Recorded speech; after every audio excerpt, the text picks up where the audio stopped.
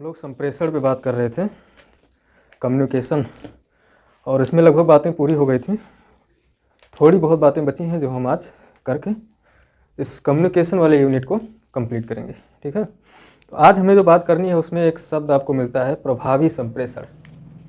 प्रभावी कक्षा संप्रेषण, ये क्वेश्चन इससे आया हुआ है। यानी जो क्लासरूम में मेन चीज़ है कम्युनिकेशन हमें कहाँ देखना है। जो सिलेबस में हम कम्युनिकेशन पढ़ रहे हैं इसका उद्देश्य क्लासरूम में ही कम्युनिकेशन होगा, क्योंकि आपको पढ़ाना है, स्टूडेंट के साथ में कम्युनिकेट करना है। तो ये देखना है कि प्रभावी कक्षा संप्रेषण जो होगा, यानी क्लासरूम में जो संप्रेषण है, इफेक्टिव क्लासरूम कम्युनिकेशन, ये इसके लिए क्या क्या ध्यान में रखना चाहिए। तो सबसे पहले तो ये जानना ज़रूरी है कि ये जो क्लासरूम में कम्युनिकेशन होता है एक टीचर का, वो कैसा कम्युनिकेशन होता है। तो ध्यान रहे, सामूहिक संप्रेषण होता है क्लासरूम का। क्यों? क्योंकि यहाँ पे एक अध्यापक बहुत सारे बच्चों का एक समूह होता है, 100, 150, 200 बच्चे होते हैं, उनके बीच में कम्युनिकेशन स्थापित करना होता है। तो ये ग्रुप कम्युनिकेशन होता है। ठीक है, ये क्वेश्चन आया हुआ है। अब बात आती है कि जो क्लासरूम में इफेक्टिव कम्युनिकेशन कैसे स्थापित किया जा सकता है। तो क्लासरूम में प्रभावी संप्रेषण कैसे होगा। संप्रेषण तो यूं ही बातचीत भी हो सकता है, लेकिन इफेक्टिव कम्युनिकेशन क्या होता है। इफेक्टिव कम्युनिकेशन का एक महत्वपूर्ण कारक होता है फीडबैक, प्रतिपुष्टि। तो क्लासरूम में कैसे एक टीचर और जो स्टूडेंट हैं उनके बीच में कैसे इफेक्टिव कम्युनिकेशन स्थापित होगा, इसके लिए क्या आवश्यक है, उसी पे हम बात करते हैं। तो सबसे पहली चीज़ तो अनुशासन होता है कि सर्वप्रथम अनुशासन बनाया जाए। क्लासरूम में डिसिप्लिन का होना जरूरी है, तब जा करके क्या होगा, प्रभावी कम्युनिकेशन स्थापित हो सकता है। क्योंकि जब डिसिप्लिन ही नहीं होगा तो फिर आपकी बातें सुनी ही नहीं जाएंगी, सब अपनी मनमर्जियां करेंगे, तो फिर कम्युनिकेशन बेहतर नहीं हो सकता है। अगला है, शिक्षक को विषय की पूर्ण जानकारी होनी चाहिए। जो टीचर है उसे अपने विषय की पूरी जानकारी होनी चाहिए, क्योंकि अगर जानकारी अल्प है या कम जानकारी है तो कम्युनिकेशन में बाधा उत्पन्न करेगा। जिस टॉपिक को भी टीचर पढ़ा रहा है या आप पढ़ा रहे हैं, उसकी अगर अल्प जानकारी है, पूरी जानकारी आप नहीं रखते हैं, बच्चे ने कोई क्वेश्चन पूछ लिया आपसे, तो फिर आप उसको सेटिस्फाई नहीं कर पाए, तो फिर कैसा कम्युनिकेशन। तो कम्युनिकेशन प्रभावी नहीं हो पा रहा है। शिक्षक का जो लक्ष्य होता है, जो टारगेट हो, जो मेन एम हो, वो क्या होना चाहिए, विद्यार्थियों का हित होना चाहिए। यानी जो टीचर होता है उसका मेन लक्ष्य, जो शिक्षक का लक्ष्य क्या होना चाहिए, विद्यार्थियों का हित। वो विद्यार्थियों के लिए सोचे, विद्यार्थियों के लिए करे। अगर एक टीचर स्टूडेंट के प्रति समर्पित हो जाए, प्रतिबद्ध हो जाए उनकी सफलता के लिए, तो फिर स्टूडेंट कहीं भटक नहीं सकता है, वो भी ठीक से आपको कोऑपरेट करेगा। तो आप उसके कामयाबी या उसकी सफलता के लिए क्या हो, प्रतिबद्ध होने चाहिए। एक टीचर की ये विशेषता हो तो और ज़्यादा प्रभावी होगा आपका कम्युनिकेशन या आपकी जो बातचीत है।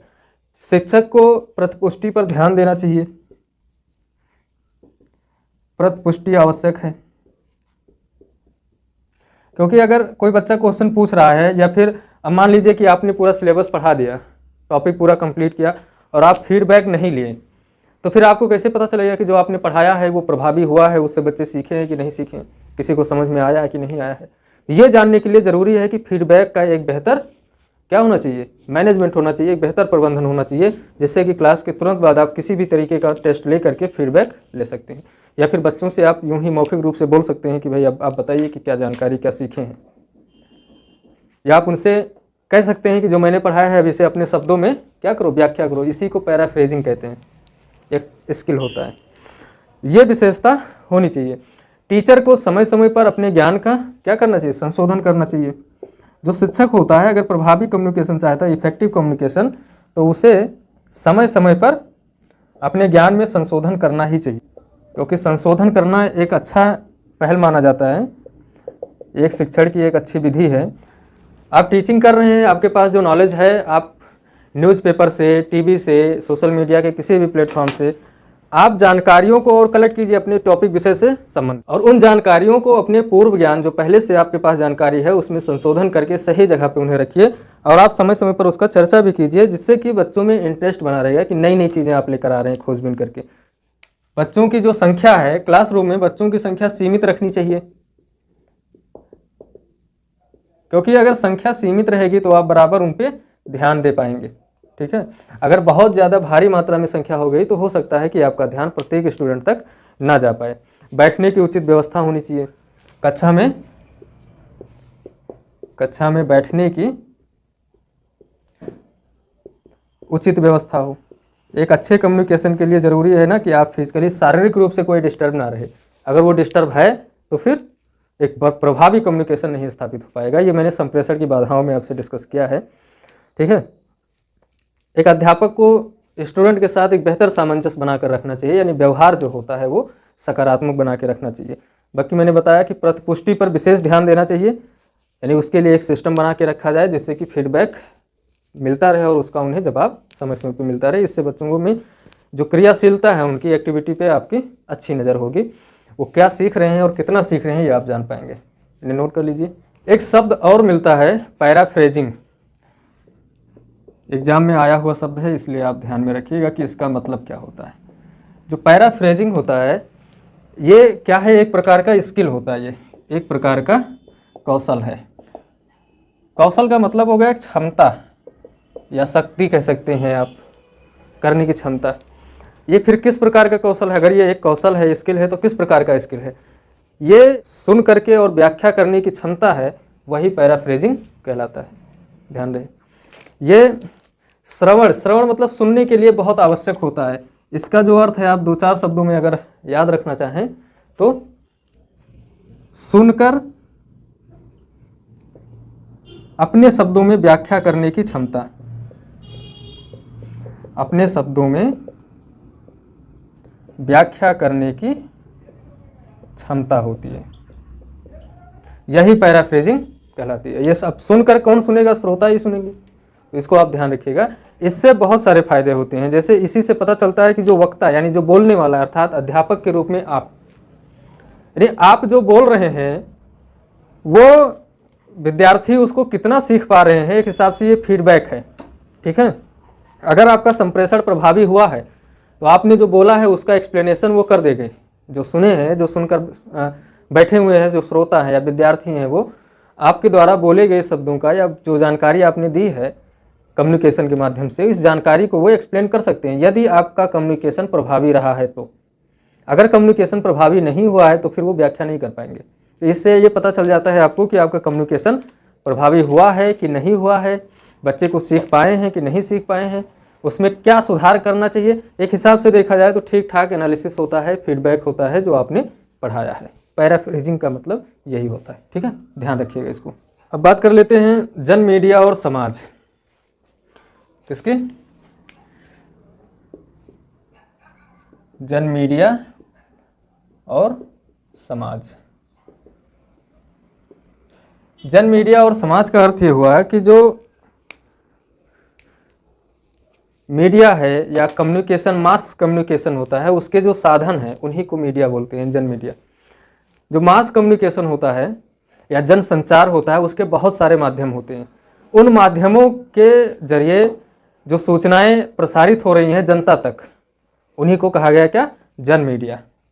अब जन मीडिया का कार्य क्या है? समाज से समाज को सूचनाएं देना और समाज की सूचनाओं को संस्थाओं तक या सरकार तक पहुंचाना, ये जन मीडिया का कार्य है। तो इसके लिए बहुत सारी संस्थाएं हैं, बहुत सारे साधन और माध्यम का विकास हुआ समय समय पर। उन्हीं में से एक है सूचना एवं प्रसारण मंत्रालय। सूचना एवं प्रसारण मंत्रालय, इसका कार्य क्या है? आप ध्यान में रखिएगा कि सूचना और प्रसारण मंत्रालय भारत सरकार का ही एक अंग है, उसी का एक मंत्रालय है, ministry of information and broadcasting, जो कि भारत सरकार का ही एक मंत्रालय है। इसका जो मुख्य कार्य होता है वो क्या है? सूचना प्रसारण, प्रेस, फिल्म, इन सब के लिए जो जन मीडिया से रिलेटेड हैं, जो जनता तक सूचनाओं को पहुंचाते हैं, उनके लिए क्या करना? नियम, कानून, अधिनियम आदेश, इन सबको मेंटेन करने का कार्य इस मंत्रालय का होता है, खासकर जो सूचना से संबंधित कोई भी कार्य है। ठीक है। एक प्रसार भारती का नाम एग्जाम में आया हुआ था, प्रसार भारती। प्रसार भारती की जो स्थापना हुई थी, इसका जो गठन हुआ था वो 23 नवंबर 1997 को इसका गठन हुआ था। कब हुआ था? 23 नवंबर 1997 को उस समय इसका गठन हुआ। और ये देश में प्रसार भारती जो है ये देश का लोक सेवा प्रसारक है। लोक सेवा प्रसारक का अर्थ होगा कि जनता में सूचनाओं को प्रसारित करने का कार्य प्रसार भारती का होता है। ठीक है। इसके दो घटक हैं, मैं सरकारी एजेंसियों की बात कर रहा हूँ। एक तो होता है इसका आकाशवाणी और दूसरा दूरदर्शन। आप इन सारे शब्दों से आप परिचित होंगे, आकाशवाणी और दूसरा क्या है? दूरदर्शन। ठीक है। इन दोनों को अलग अलग, और एक और है, कुछ समय बाद आपने देखा होगा कि 2004 में एक DTH चैनल था जो शुरू हुआ 2004 में, DTH की शुरुआत हुई थी। ये भी प्रसार भारती के तहत ही शुरू हुआ था। DTH का मतलब डायरेक्ट टू होम, सूचनाओं को आपके घर तक पहुंचाने का कार्य प्रारंभ किया गया प्रसार भारती द्वारा 2004 से। ठीक है। तो ये आप ध्यान में रखिएगा, एग्जाम में इसके स्थापना, इसके गठन और इसके कार्य को लेकर के क्वेश्चंस बन सकता है। बात कर लेते हैं आकाशवाणी की। आकाशवाणी, इसका कार्यक्रम जो है ये जून 1923 में मुंबई से इसका प्रसारण शुरू हुआ। सर्वप्रथम जून 1923 से, कहाँ? मुंबई से इसका पहला प्रसारण किया गया था। ठीक है। उसके बाद में फिर 23 जुलाई 1927 को, 23 जुलाई 1927 को निजी स्वामित्व में, मतलब प्राइवेटली, इसको निजी स्वामित्व का अर्थ हुआ कि प्राइवेट सेक्टर ने इसका प्रसारण मुंबई और कोलकाता से किया, दो जगहों से, मुंबई और कोलकाता। ये ध्यान रहे कि निजी था, ये निजी स्वामित्व में था। ठीक है। इसका प्रसारण किया गया। उसके बाद में फिर 1936 में भारतीय प्रसारण सेवा का नाम बदल करके, ये भारतीय प्रसारण सेवा ही था आकाशवाणी जो था, उस समय इसका नाम बदल करके क्या किया गया? ऑल इंडिया रेडियो कर दिया गया। कब? 1936 में। 1936 में भारतीय प्रसारण सेवा इसका पहले नाम था, इसका नाम बदल करके ऑल इंडिया रेडियो कर दिया गया। और ध्यान रहे कि फिर 1956 में ऑल इंडिया रेडियो को क्या नाम दिया गया? आकाशवाणी। 1956 में इसका ऑल इंडिया रेडियो का नाम बदल करके, यानी जो AIR था, इसका नाम बदल करके आकाशवाणी कर दिया गया। ये विकास क्रम आप ध्यान में रखिएगा, यही आता है एग्जाम में ज़्यादातर। ठीक है। एक कार्यक्रम ऑल इंडिया रेडियो द्वारा ही या आकाशवाणी द्वारा कह सकते हैं आप, FM रेनबो चलाया गया था। क्या था? FM rainbow. ये कार्यक्रम एक अभी भी चल रहा है, रेडियो जो लोग सुनते हैं उनको ये पता होगा। 1 फरवरी 1993 को शुरू किया गया था। ये 1 फरवरी 1993 को, ठीक है, इसकी शुरुआत की गई थी। ये आकाशवाणी का कार्यक्रम जो है ये किस पर फोकस था? युवाओं पर फोकस था ये कार्यक्रम, ये भी आप ध्यान रखिएगा। और FM स्टेशन का इसका जो मुख्य उद्देश्य था वो मनोरंजन, सूचना और अंतर संवाद। मनोरंजन का मतलब आप पुराने गाने, फिल्मी और फरमाइशें ये सब करके आते थे। सूचना का अर्थ होगा कि सुबह, दोपहर, शाम, अलग अलग टाइम पे दिन भर के जो समाचार के जो प्रसारण होते थे। इसका जो दूसरा कार्यक्रम था दूरदर्शन, तो दूरदर्शन 15 सितंबर 1959 से शुरू किया गया। 15 सितंबर 1959 से दिल्ली में। 1972 में मुंबई और अमृतसर में दूरदर्शन की शुरुआत की गई, ये आप ध्यान में रखिएगा। 1972 में मुंबई और अमृतसर में इसकी शुरुआत हुई। दिल्ली में तो चल ही रहा था, अमृतसर में शुरू हुआ, लेकिन 1972 में इन दो जगहों पर और इसकी शुरुआत कर दी गई। कहाँ पे? मुंबई और अमृतसर में इसका प्रसारण शुरू हुआ। इस पे 26 मई 2015 को भारत सरकार ने, कब? 26 मई 2015 को भारत सरकार ने इस पे एक चैनल शुरू किया किसानों के लिए, डीडी किसान चैनल। कब शुरू हुआ? दूरदर्शन पे ही शुरू हुआ था, 26 मई 2015 को डीडी किसान चैनल।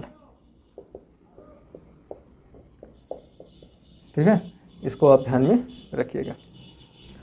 तो ये तो हो गया प्रसार भारती के 2 कार्यक्रम, दूरदर्शन और आकाशवाणी के बारे में थोड़ी थोड़ी जानकारी जो महत्वपूर्ण है। जन मीडिया का एक और रूप है प्रेस ट्रस्ट ऑफ इंडिया, एक अथॉरिटी है, इस पर भी थोड़ी सी बात कर लेते हैं, कभी कभी क्वेश्चन आ जाता है। प्रेस ट्रस्ट ऑफ इंडिया ये क्या है? ये न्यूज एजेंसी है, भारत की सबसे बड़ी न्यूज एजेंसी है ये, भारत की सबसे बड़ी न्यूज एजेंसी। इसका मुख्यालय दिल्ली में है।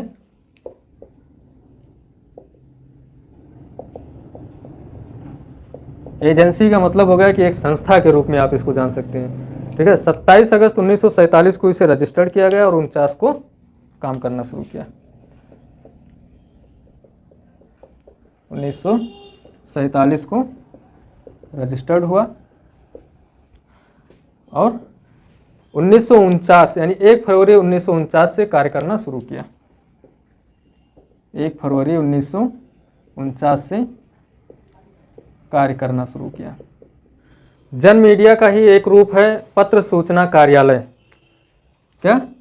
पत्र सूचना कार्यालय। ठीक है, इसी को बोलते हैं प्रेस इंफॉर्मेशन ब्यूरो, पीआईबी जिसे आप कहते हैं ना, बहुत सारे लोग इससे परिचित होंगे पीआईबी नाम से। स्थापना कब हुई थी? 1919 में स्थापना। शुरुआत इसका वहां से हुआ था एक छोटे से सेल के रूप में, और वर्तमान में इसके पता है 8 क्षेत्रीय और 32 शाखा कार्यालय कार्य कर रहे हैं। वर्तमान की स्थिति जो है 8 क्षेत्रीय कार्यालय हैं और 32 शाखा कार्यालय कार्य कर रहे हैं पीआईबी के। इसका जो उद्देश्य है, ये सरकार की नीतियों, कार्यक्रमों और उसके जो प्रयास हैं, गवर्नमेंट की जो उपलब्धियां हैं, जानकारी पत्र पत्रिकाओं या फिर इलेक्ट्रॉनिक मीडिया द्वारा आम लोगों तक पहुंचाने का कार्य है उसका, सूचनाओं को। इसी संदर्भ में एक और है ट्राई, TRAI, इसको बोलते हैं क्या? Telecom regulatory authority of India.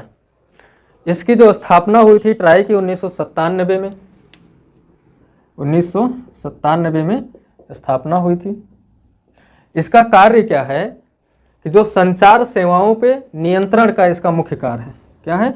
जो संचार यानी जो इंफॉर्मेशन की जो सर्विसेज हैं उन पे नियंत्रण इसका मुख्य कार्य है, संचार सेवाओं पर नियंत्रण।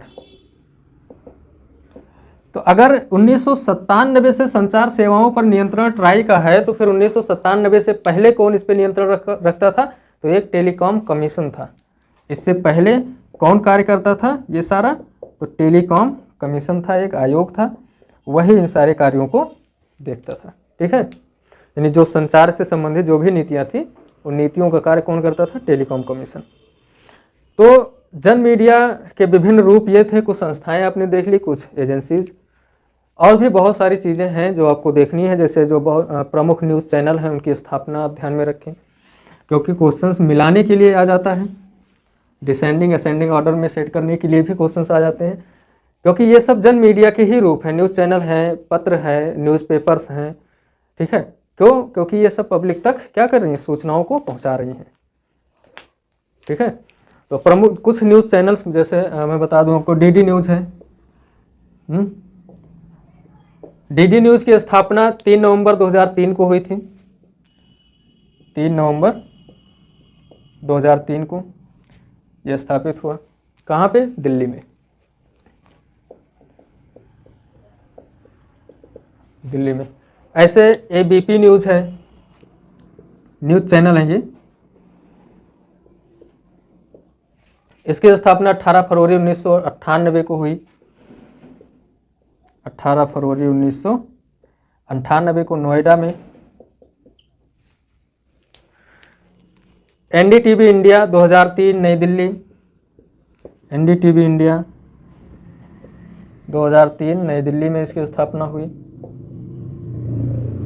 तो ऐसे न्यूज़ चैनलों, प्रमुख न्यूज़ चैनलों का नाम आप सर्च कर लीजिएगा नेट पे भी, और उनकी स्थापना कब हुई और कहाँ हुई। ठीक है, और बहुत सारे न्यूज़ चैनल हैं, 100-150 न्यूज़ चैनल होंगे, 200, सब की ज़रूरत नहीं है। लेकिन जो न्यूज़ चैनल आप आमतौर पे देखते हैं, मोबाइल में देखते हैं, टीवी में देखते हैं, उनके बारे में आपको पता होना चाहिए कि इनकी स्थापना कब हुई थी। जैसे इंडिया न्यूज़ है, 11 फरवरी 2008 को इसकी स्थापना हुई, नोएडा में हुई। ठीक है, तो आज तक न्यूज़ है 31 दिसंबर 1998 में इसकी स्थापना हुई। तो ये आप थोड़ा सा आप सर्च करके लिस्ट बना लीजिएगा एक छोटी सी। इसके अलावा कुछ पत्र पत्रिकाएं भी हैं, न्यूज़पेपर है, जो आप ध्यान में रखना। जैसे जो आप न्यूज़पेपर पढ़ते हैं, कम से कम आप सुबह का न्यूज़पेपर उठाइएगा तो ऊपर ही दिया होगा सिंस 2003, इसका मतलब 2003 से ये पेपर शुरू हुआ। तो न्यूज़पेपर का जो लोगो होता है किसी भी न्यूज़पेपर का, उसी में कहीं लिखा होता है कि कब से ये न्यूज़पेपर पब्लिश हो रहा है। तो वहाँ से आप 4, 6, 10 न्यूज़पेपर्स के नाम आप लिख लीजिएगा और कब से वो और किस भाषा में वो न्यूज़पेपर है। ठीक है, जैसे द हिंदू है, इंग्लिश में प्रसारित होता है कि नहीं, हिंदुस्तान है, हिंदी में है, मातृभूमि मलयालम में है। तो ये आप थोड़ा सा ध्यान में रखिएगा। एक यूनाइटेड न्यूज़ ऑफ इंडिया के बारे में मुझे चर्चा कर लेनी चाहिए थोड़ी सी। यूनाइटेड न्यूज़ ऑफ इंडिया, ये भारत में कार्य करने वाली एक संवाद समिति है। ध्यान रहे कि संवाद समिति है। एक संवाद समिति का मतलब हो गया बातचीत करने वाला एक कमेटी है। ठीक है, जो कि भारत में है। इसका गठन जो हुआ था वो कंपनी एक्ट 1956 के तहत गठन, कंपनी एक्ट 1956 को आधार बना करके किया गया था 1959 में, दिसंबर 1959 में। ठीक है, इसने कार्य करना कब शुरू किया? तो इसने कार्य करना 21 मार्च 1961 को विधिवत रूप से कार्य करना प्रारंभ किया 1961 से। ठीक है, ये कार्यरत हो तब से आज तक कार्य कर रही है। एक भारतीय प्रेस परिषद है, प्रेस काउंसिल ऑफ इंडिया, उस पर भी क्वेश्चंस आ सकते हैं।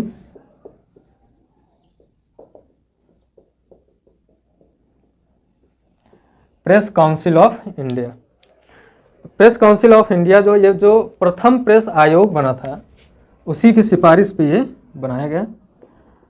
प्रथम प्रेस आयोग द्वारा आयोग की सिफारिश पर। कभी कभी क्वेश्चन बन सकता है, पूछ लेता है कि भारतीय प्रेस परिषद की स्थापना या गठन किया गया किसकी अनुशंसा पे? तो अगर ऑप्शन में दिया रहे कि प्रथम प्रेस आयोग की सिफारिश पर, तो ये सही होगा। तो इसकी स्थापना 4 जुलाई 1966 को किया गया, कि सिफारिश पर 4 जुलाई 1966 को। ठीक है, ये स्थापित हुआ। एक वैधानिक स्वायत्त निकाय है, वैधानिक है और अर्ध न्यायिक संस्था के रूप में ये कार्य करता है। 16 नवंबर 1966 से ये कार्य प्रारंभ किया। 16 नवंबर 1966 से कार्यरत है। ठीक है, इस मीडिया के ज़माने में, आधुनिक ज़माने में किस तरह के माध्यम का प्रयोग करते हैं आप सूचना को प्रसारित करने के लिए, उन माध्यमों पर चर्चा हमने इस क्लास में कर लिया। और औपचारिक रूप से कम्युनिकेशन की ये क्लास कंप्लीट होती है। 2 दिन बीच में हम गैप करेंगे, फिर अगले यूनिट पे बात करेंगे।